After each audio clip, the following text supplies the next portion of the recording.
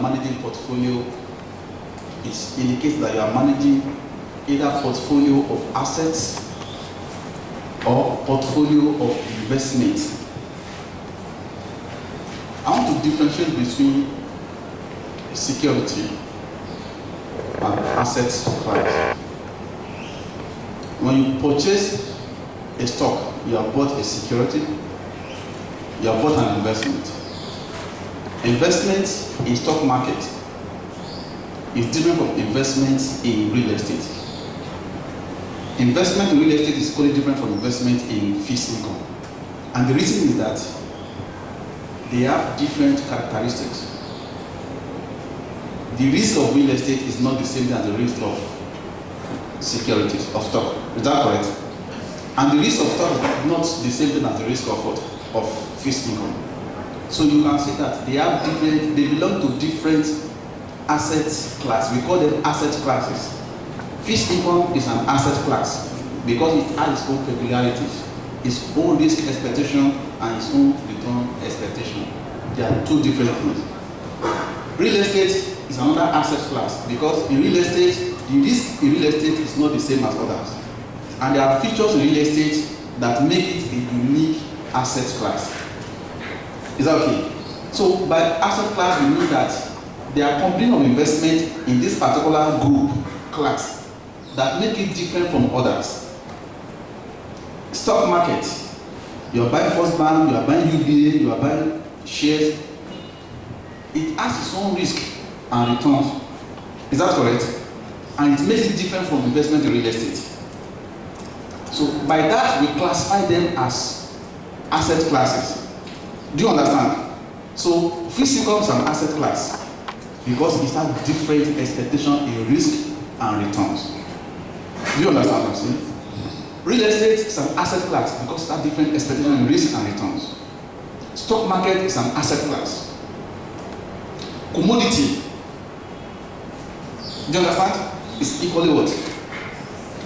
Because they have different risk and return expectations. So this makes it easy for us to classify all these as different asset classes. And what I'm saying, I'm going to portfolio management, but I need to tell you what makes a portfolio, a combination of different asset classes that you bring together because you want to achieve some objective. We must, in portfolio management, there won't be portfolio management if there are no objectives to be achieved. If there are no investors, there won't be portfolio management. The fact that you have an objective to achieve, returns and risk objective to achieve, make it possible for us to have portfolio management. Before, people are just buying securities, and when they look at that security, oh, the return is high, the risk is this level. Okay, let me buy it. You will not think about other investment. You will think about real estate as an asset class, as an investment to do, and you just go into it. You don't think about your investment in shares. I don't know whether you get me. At the time I'm buying property in Aja, I'm not thinking about my shares. I'm just buying that property in Aja because I want to invest in real estate. So I'm only considering the risk in Aja area and I'm considering the return of that particular area. Do you understand?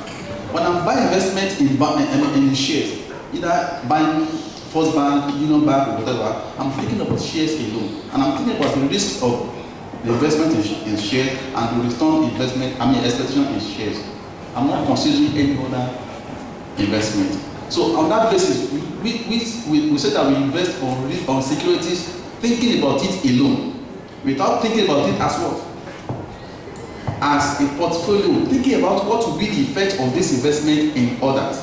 How will my investment in bond affect my investment in real estate? Do you get me? How will my investment in real estate affect my investment that I put in bank? Do you get me? When I think alone, when I do an independent analysis, security by security, I'm not doing portfolio management. Do you understand? I'm just considering investment in securities. I am not doing portfolio management. So you have people that are doing different type of investment, they are not thinking about portfolio management. Right?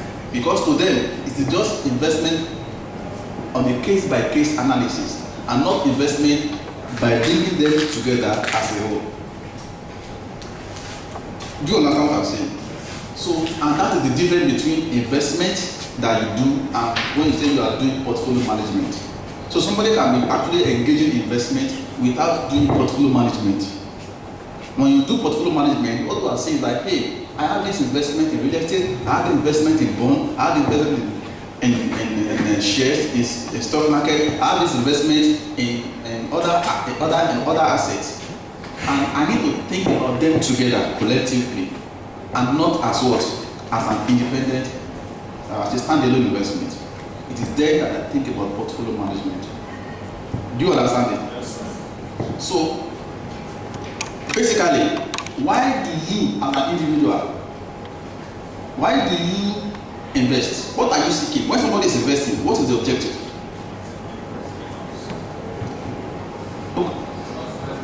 I will appreciate your contribution, please. I want you to, because we are all investors, that's why I just want you to participate.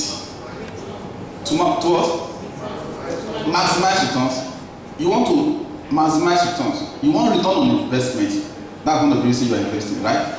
The second one, capital growth. Capital growth. You want capital to increase. Capital appreciation. Capital appreciation. You understand? We invest because we want capital appreciation. We want the investment to move from 1 million to 1.something million, right? The next one. Increase wealth. Capital appreciation. Increase in wealth from one level to another is the same as capital appreciation, right? The next one. Challenge yourself. Why are you investing in? Financial security. I like that. And that is another way of saying that is what? Capital preservation. Do you understand me? Capital preservation. I'm investing because I want to preserve capital. You know the meaning of capital preservation? What's that? What is it? See, I will analyze everything you are saying so that you understand it. When you say you are saving, if you are saving, you may not be preserved.